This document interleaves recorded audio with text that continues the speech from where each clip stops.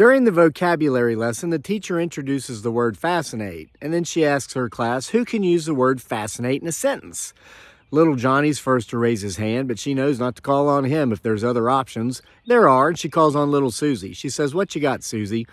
Susie says, "Last week there was a lunar eclipse. We looked at it through my dad's binoculars, and it was fascinating."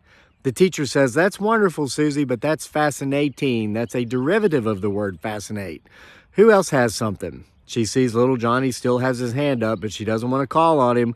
Fortunately, little David raises his hand. She says, "Yes, little David, what you got?" Little David says, "I love science. I'm fascinated by all that I learn." She says, "Well, fascinated again is a derivative of the word fascinate." With no one else to call on, she finally calls on little Johnny, and little Johnny says, "My Aunt Barbara has a sweater with 10 buttons, but her breasts are so large she can only fascinate."